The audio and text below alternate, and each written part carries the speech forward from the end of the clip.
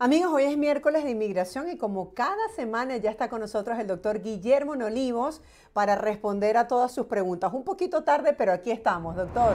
Buenos días, bienvenido. Hola Marjorie, buenos días, feliz miércoles. Feliz miércoles para usted. Gracias por este espacio donde puede tener esta interacción con nuestra audiencia sobre estos temas que son noticia en materia de inmigración. Gracias por estar con nosotros y bueno, si le parece, damos inicio a las preguntas porque venimos hoy bastante cargados, doctor, de interrogantes. Claro que sí, vamos a empezar a contestar esas interrogantes entonces. Así es, comenzamos con esta señora que nos dice, doctor, mi hijo es mayor de 21 años, nosotros somos residentes, mi hijo tiene una petición de parte de mi esposo y terminó la universidad, pero quiere trabajar. ¿Cómo puede hacer para tener un permiso de trabajo? Bueno, si su hijo está en los Estados Unidos y está dentro de una petición matrimonial, ¿verdad? Debería de solicitar un permiso de trabajo si él tiene una aplicación de ajuste de estatus en proceso. Si no tiene una aplicación de ajuste de estatus en proceso, entonces en ese caso no podría trabajar legalmente en los Estados Unidos y tendría que continuar con su estatus. Me imagino que tendrá un estatus de estudiante hasta que culmine sus estudios y pueda solicitar un permiso de Ya trabajo. culminó la universidad, doctor. En ese caso perdería el estatus de estudiante, ¿correcto? Bueno, en ese caso debería haber aplicado para un permiso de trabajo si tiene una visa de Ok. estudiante, ¿ok? Derivado de su estatus como estudiante. Acuérdate que cuando tú terminas un programa en la universidad, la administración del gobierno te otorga 12 meses de empleo, pero para eso tienes que aplicar para un permiso de trabajo. Ok. O sea, pero Sí. sí es viable, pues sí tiene esa opción. Si esos son los parámetros, sí hay esa opción, claro que sí. Ok. Doctor, nos dicen así, yo tuve un parol en el mes de febrero del año 2023, solo pude durar 10 meses, regresé a Venezuela. ¿Qué posibilidad tengo ahora de volver? Vine antes del tiempo que me permitió el parol por problemas de salud de mi madre. ¿Qué posibilidad tenemos ahora mi esposo y yo de regresar a Estados Unidos a ver a mi familia? Gracias, doctor. Bueno, una vez que usted abandonó el país, ya su estatus de el parol que le otorgaron al entrar ya perdió vigencia, ¿ok? Entonces debería solicitar una visa de turista con el consulado correspondiente de Estados Unidos o ver si puede solicitar otro parol basado en que usted es venezolano para que le permitan regresar a Estados Unidos. La segunda opción quizás va a ser más complicada, pues ya usted estuvo aquí con parol y si usted se fue antes de tiempo por los problemas que haya tenido, pues el gobierno, ya eso es aparte, ¿verdad? Pero si no, va a tener que solicitar una visa de turista, como pues la hace la mayoría de las personas. Sabemos que en algunos casos la prueba, en otros casos no, ya sería pues de que usted reúna la documentación necesaria. Doctor Nolio, si una persona regresa a su país antes de tiempo con el parol humanitario, ¿tienen la posibilidad de volver a solicitarlo o quedaría esto como una mancha negra cuando va a solicitar la visa de turista? Bueno, cuando usted entra con un parol humanitario, es el mismo gobierno quien le está autorizando a que usted entre, ¿verdad? De esa manera. Y si usted se regresó antes del tiempo que se le venciera, pues yo no veo por qué debería causar una mancha. Más bien Ok. está dentro de los parámetros de lo que establece este beneficio migratorio. Perfecto, entendido. Nos dice así Ujú. otra persona, yo llegué con parol humanitario el 26 de febrero del año 2023. Metí mi TPS. Mi pregunta es, doctor, ¿qué tengo que meter asilo antes de cumplirse el año o no es necesario solicitar asilo porque entré con parol humanitario? Bueno, el parol humanitario no es una aplicación de asilo. Si usted Ok. siente o usted tiene razones fundadas para temer persecución en Venezuela, si ese es el país de donde usted viene, ¿ok? Entonces usted debe introducir una aplicación de asilo. El parol no es un asilo en sí. Tiene que hablar con un abogado entonces para que analice su caso y determine si lo que usted alega son suficientes razones para solicitar asilo y de esa manera pues hacerlo a tiempo. Uno lo puede hacer, una persona que tiene parola o que entró con parol y tiene un periodo de 2 años para estar acá, puede solicitar su asilo dentro de ese periodo de los 2 años. Doctor, la persona que nos escribió no comentó específicamente en qué proceso migratorio se encuentra, pero dice así, mi esposa Ujú. metió el divorcio y canceló los papeles. ¿Yo todavía puedo continuar con los papeles aunque ella los haya cancelado? Bueno, hay varias opciones acá, ¿verdad? Vamos a suponer que usted está solicitando su residencia permanente Ujú. por matrimonio. Si su esposa metió divorcio y notificó inmigración de que ya no desea seguir con el proceso migratorio, entonces automáticamente todos esos documentos y esas aplicaciones que están en proceso van a quedar desestimadas por esto mismo, ¿verdad? Porque su Claro. esposa ya indicó que está en proceso de divorcio. Si estamos hablando de que es una pareja que están aplicando por asilo y la esposa es la que lleva el caso de asilo, o sea, la esposa es la titular del asilo y se divorciaron y notificó a la agencia, a la oficina de asilo del divorcio, también entonces todos los permisos de trabajo el permiso de trabajo que usted tenga, pues ya va a ser inefectivo y probablemente usted va a tener entonces ahora que solicitar también un asilo o buscar un beneficio. Rápidamente, pues la oficina de asilo lo puede enviar a la Corte de Inmigración. Ahora, si esa persona, por ejemplo, ya tiene la residencia, no importa que se separen o se divorcien, ya ahí no afectaría. Bueno, correcto. Dependiendo de qué tipo de residencia tiene, si Ok. es por matrimonio, ¿verdad? Si tenemos que es una residencia condicional Ujú. y la pareja se separa, ¿verdad? Después de haber recibido esta residencia condicional del extranjero, se pueden divorciar, se pueden separar, pero van a tener, o la persona va a tener que reunir evidencia suficiente para demostrar que era un matrimonio de buena fe hasta el momento en que se separaron. Claro, entiendo. Doctor, seguimos compartiendo los testimonios que nos Ujú. hacen llegar los televidentes. Nos dicen así, yo tengo 65 años y 15 de residencia. ¿Puedo hacer el examen en español? ¿O a partir de alguna edad en específico la persona puede hacer el examen en su idioma? Ya te voy a averiguar porque esa es una pregunta que siempre hay unos números que tienden a confundir a las personas, ¿ok? Ujú. Ah, en Debería, español, ¿verdad? debería existir ese beneficio, no sé si existe, doctor, porque me imagino que a las personas mayores se les puede hacer difícil Ujú. aprender desde cero un idioma completo para desenvolverse a nivel de entrevista. Sí, generalmente cuando ya tú tienes más de 15 años como residente, ¿verdad? Y cumples cierta edad, ¿verdad? Por lo menos una persona que tenga más de 55 años y ha sido residente por 15 años o más, ¿ok? Puede tomar el examen en español, ¿ok? Qué bueno, porque si Sí, somos residentes 15 años en el Doral es como si estuviésemos en Venezuela. en Venezuela, sí. ¿Verdad que Doctor, sí? nos dicen así, yo necesito saber si yo entré con parol, yo soy de Cuba, ¿puedo aplicar para la residencia si tengo fecha de corte? Si usted tiene fecha de corte, Ujú. puede ser que le hayan dado parol, porque el parol no es una exención para que no tenga fecha de corte, ¿ok? Ok. Había que estudiar los documentos que le entregó inmigración cuando cruzó la frontera y después cuando lo liberaron, a ver si entre esos documentos hay el formulario que dice que usted le dieron un parol, ¿ok? Aquí para estar dentro de los Estados Unidos. Entonces, basado en eso, podríamos saber si puede o no puede solicitar la residencia. Entiendo. Solicité asilo político a los Estados Unidos, me recibieron la solicitud, me dieron el permiso de trabajo y el seguro social, pero transcurridos 5 años, nunca me llamaron a corte. Notifiqué por escrito que yo saldría del país. Quiero saber si hay alguna sanción, doctor, por mi acción y cómo puedo hacer para saber puntualmente cuál fue esa sanción. Bueno, si usted tenía un procedimiento de remoción, ¿verdad? O sea, es Ujú. decir, usted estaba en la corte de inmigración y no tenía cita, no tenía nada previsto con el juez, ¿ok? Pero decidió irse, esa salida se considera como una autodeportación. Entonces, ¿por qué? Ok. Porque usted antes de haber salido tuvo que haberle pedido al juez algo que se llama salida voluntaria. ¿ok?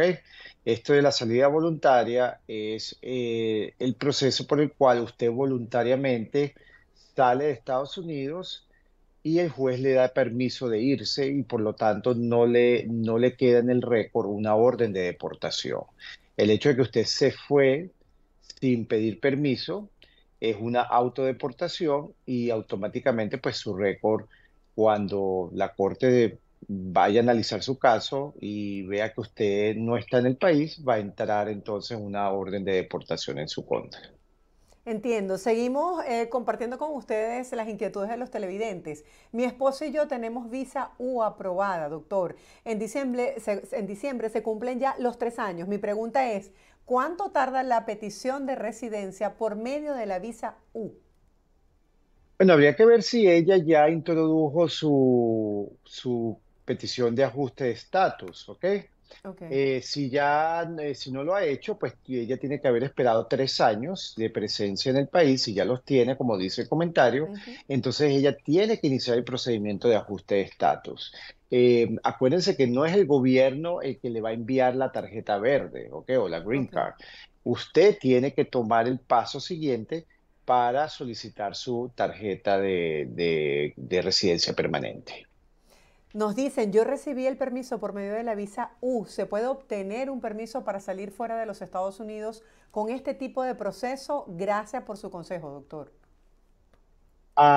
Si usted tiene una visa, yo esperaría hasta Ujú. que usted tenga ya su ajuste de estatus en proceso para pedir entonces algo que se llama un advance parole y pueda salir tranquilamente. Perfecto. Abogado, yo soy Ramiro, un saludo desde Chicago. Yo recibí mi permiso de trabajo, me lo dieron por 5 años, pero quiero ir a México. ¿Qué puedo hacer para poder salir del país? Bueno, si usted tiene un asilo en proceso, ¿ok? Debe pedir un permiso especial que se conoce como advance parole Ujú. para poder salir, ¿ok? De otra manera, usted no va a poder reingresar al país, por más que usted tenga un permiso de trabajo que le dure 5 años, ese no es un estatus o ese permiso de trabajo no le indica que usted tiene un estatus que le permita salir y regresar a los Estados Unidos, ¿ok? Si usted tiene un ajuste de estatus en proceso y realizó la solicitud de advance parole, y su tarjeta de empleo indica también que esa tarjeta le permite reingresar a Estados Unidos, entonces usted puede usar esa tarjeta de empleo para reingresar a los Estados Unidos. Tiene que fijarse muy bien si eso lo dice su tarjeta de empleo, ¿ok? Ok. Si usted está en un proceso en la Corte de Inmigración y renovó su permiso de trabajo y se lo dieron por 5 años, no puede salir de Estados Unidos, aun cuando pida un permiso, probablemente se lo van a negar, ¿ok? Y yo no lo recomendaría de todas maneras porque usted está en un proceso de remoción. ¿Qué quiere decir eso? Que el gobierno está activamente buscando expulsarlo del país, pero usted está defendiéndose en contra de ese proceso de expulsión. Entonces, lo recomendable es que usted se quede en su sitio en este tipo de casos y espere que le resuelva que la corte determine si su beneficio fue otorgado o no. Nos quedó claro, doctor. Gracias. Mi esposa es ciudadana y quiere pedir al hijo con la ley I-134. Él vive en Ecuador, está casado y tiene 3 hijos menores y tiene 34 años. La situación está demasiado peligrosa en Ecuador. Yo quiero saber si los puede pedir. Ah, la I-134 no es una visa, ¿ok? Básicamente es una solicitud de parol. Es un documento que se usa para cuando uno solicita un parol, a favor de otra persona. En estos momentos no existe la posibilidad de parol humanitario para ciudadanos de Ecuador, ¿ok? Entonces, este formulario I-134 y 134A no es aplicable para los ciudadanos de Ecuador. Acuérdense que esto es solamente aplicable para los ciudadanos de Venezuela, Haití, Nicaragua y Cuba, ¿ok? Entonces, esta persona, si este joven está sufriendo peligro, hay algún riesgo médico, tienen que solicitar un parol humanitario, pero por la vía regular, que es solicitándolo por la vía de la I-131, el formulario I-131, para que entonces pueda ingresar esa persona a los Estados Unidos. Doctor, ¿qué información tiene según la atención que le ha dado a sus clientes con respecto al tiempo de respuesta para la solicitud del parol, la aprobación? ¿Todavía eso está tardando mucho? Sí, eso se está tardando muchísimo. Tenemos entendido que la demanda de solicitudes de parol es sumamente alta todos los días en el aeropuerto.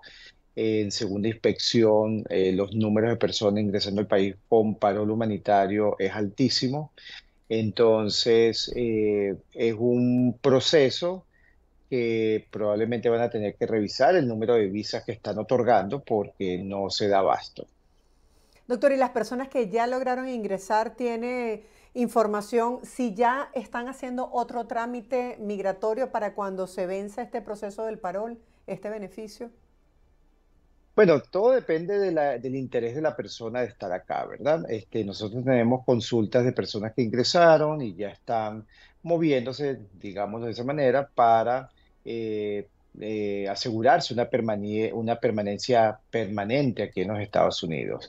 Hay otras personas que nos han expresado que simplemente están acá por un tiempo, no han visto a sus hijos desde hace muchos años o a sus padres y simplemente quieren estar aquí el tiempo que les permitan y luego regresar a sus países respectivamente.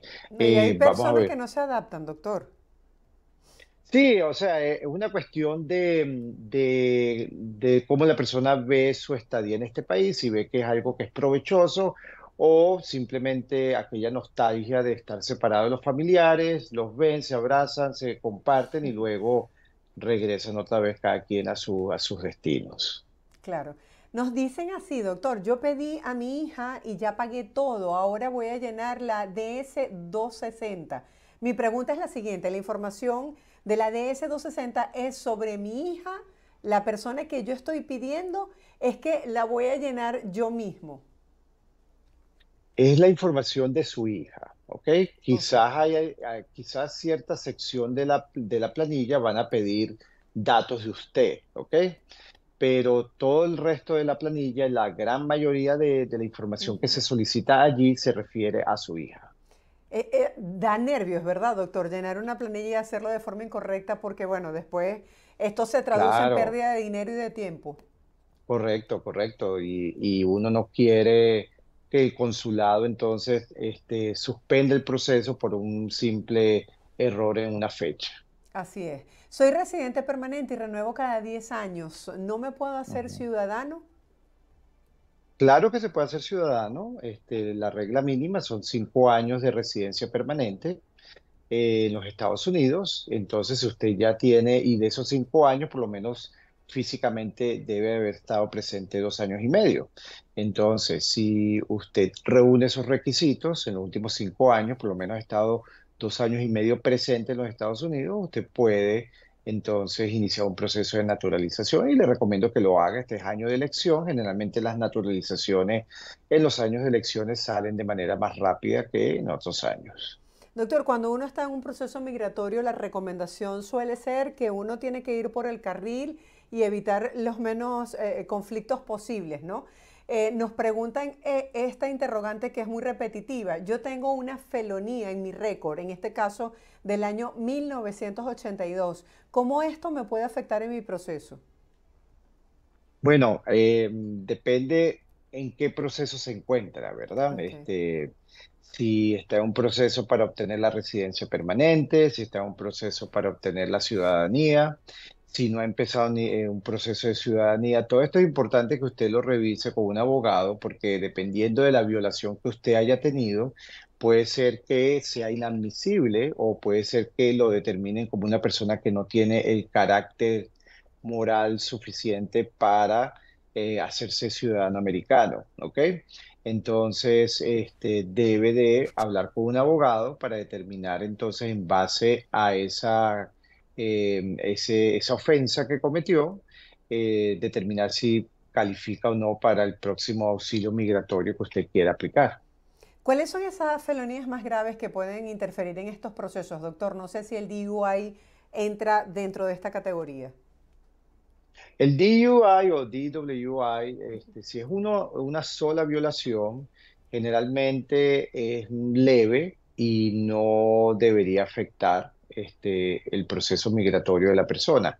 Pero ya si tenemos esas DUI agravadas o son repetitivas, esto sí causa un gran problema y puede hacer que la persona no sea elegible para Green Card, para naturalización.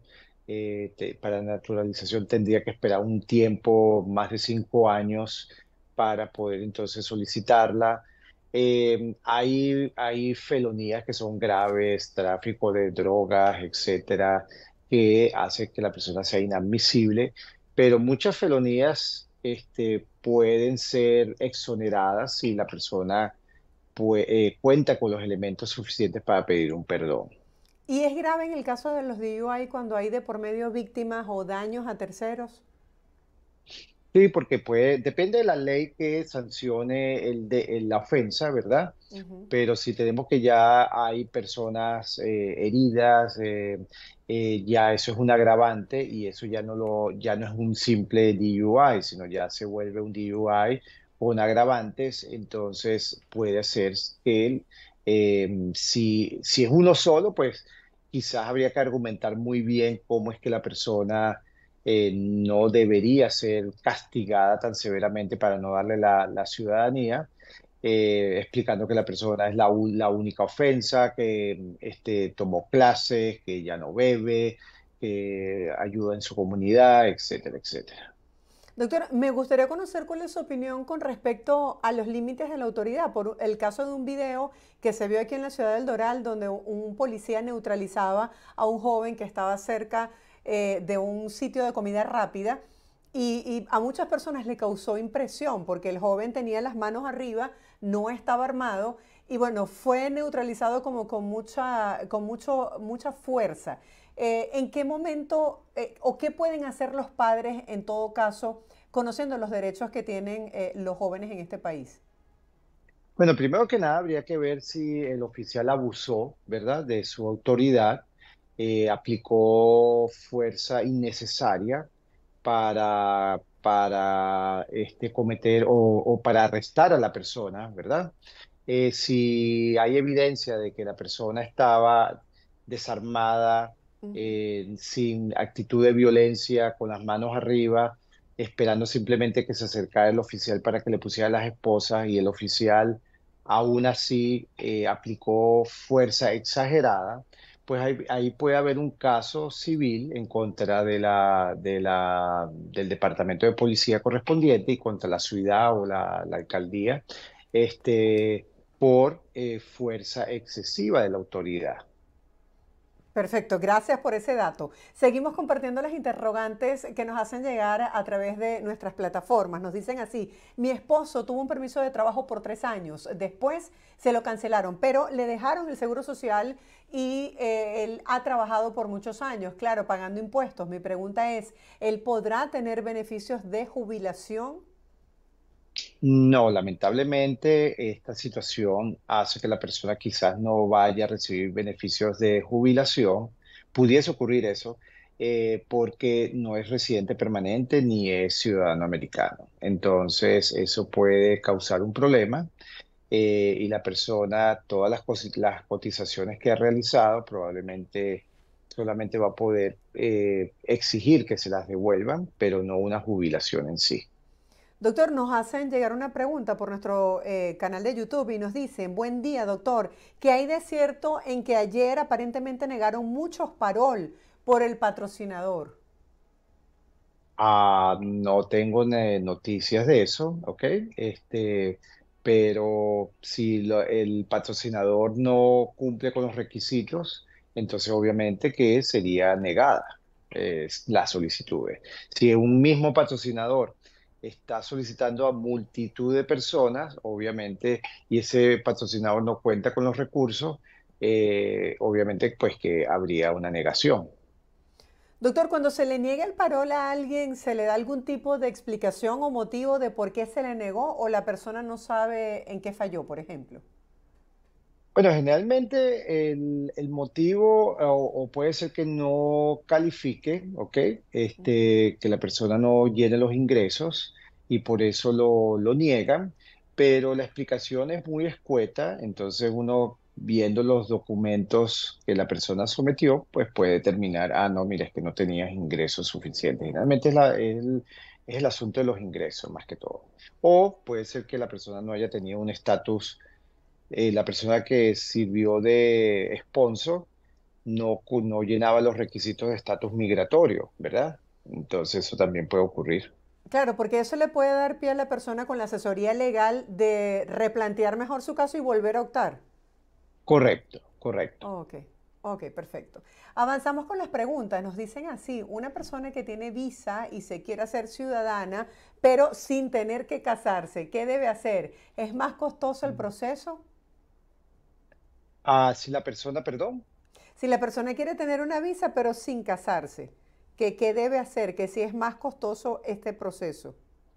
una persona que hace una visa de fiancé para venir a Estados Correcto. Unidos, eh, la verdad es que son costos similares, ¿verdad? Porque el costo de la visa de inmigrante y el costo de la visa de fiancé va a ser lo mismo con el consulado.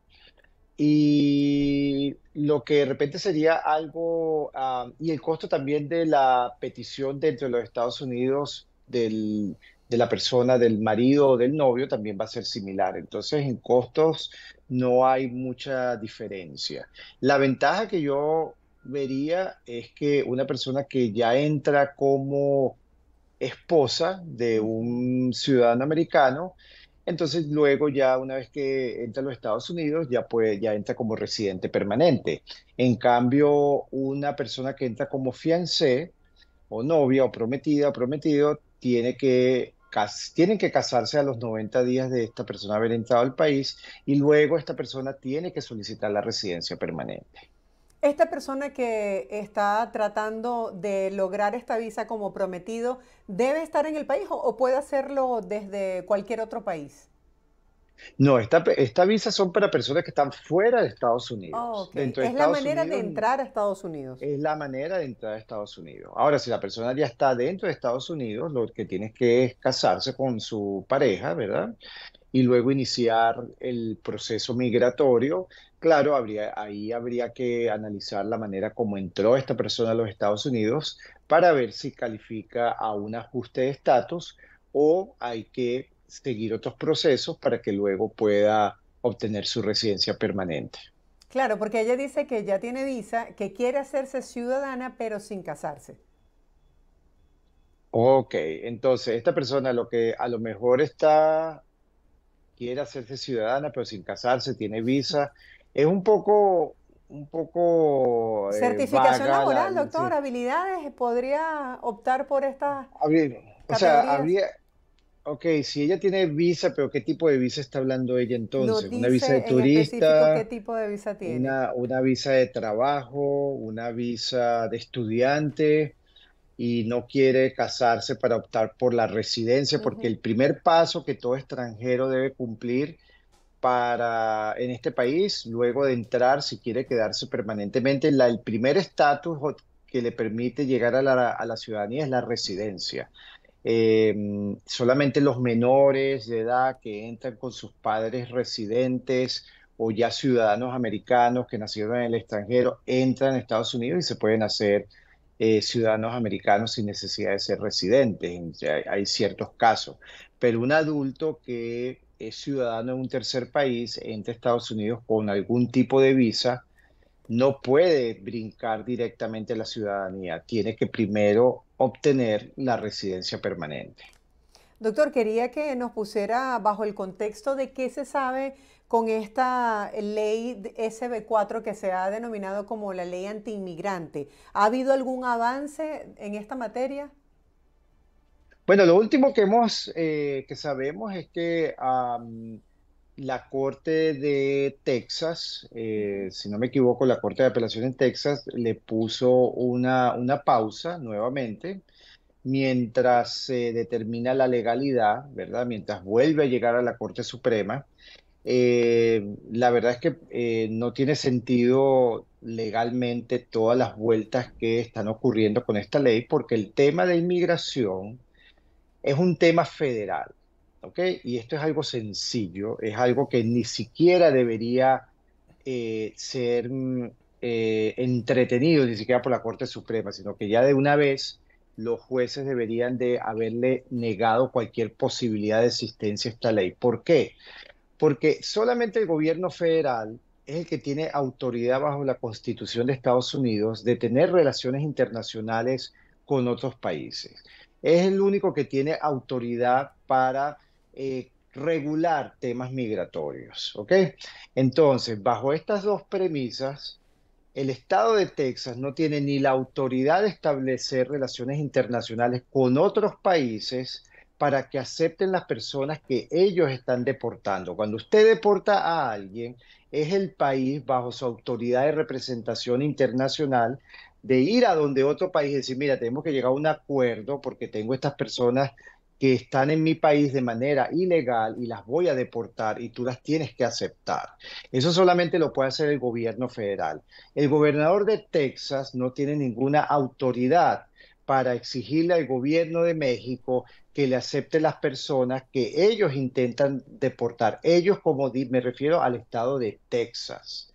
Entonces, el gobernador no tiene esa autoridad y eso está en la Constitución. El gobernador no tiene autoridad para deportar a nadie. Entonces, esta ley es, es en su cara completamente inconstitucional. Entonces, pero a uno se le cae la quijada de ver que todavía, aún así, los tribunales están dándole vueltas a esta ley para determinar si es constitucional o no. Es algo que está allí, claramente. Y, Entonces, bueno, lo y correcto que que se ha incluso, hecho. doctor, otros estados han intentado replicarla. Correcto, y siempre han fallado porque ese es el principio general. Si Texas quiere tener su propio organismo de deportación, tendría que separarse de la Unión, convertirse en un país independiente y luego entonces empezar a empezar a deportar a las personas que están ilegalmente en su territorio como país independiente. Doctor, gracias por aclarar todas estas dudas, no solamente las preguntas de los televidentes, sino las preguntas que tenemos sobre esta materia que es tan dinámica, tan cambiante y que el tema migratorio siempre está en el tapete y más en este año electoral. Gracias por acompañarnos. Feliz semana para usted. Ahí están los Igual números para de todo. contacto. Igual para todos los que se conectaron, gracias por sus preguntas. Y el próximo miércoles estaremos nuevamente de regreso con más preguntas, más información actualizada. Y bueno, feliz fin de semana y feliz resto de la semana para todos. Así es, feliz fin de semana por adelantado, doctor. Ahí están los Claro números de que sí. contacto del doctor Guillermo Nolivo si usted quiere hacer una consulta y tener una asesoría mucho más personalizada. Ahí están los números de contacto del doctor. Era el doctor Guillermo Nolivos, abogado de inmigración, respondiendo el día de hoy a sus preguntas como lo suele hacer cada miércoles.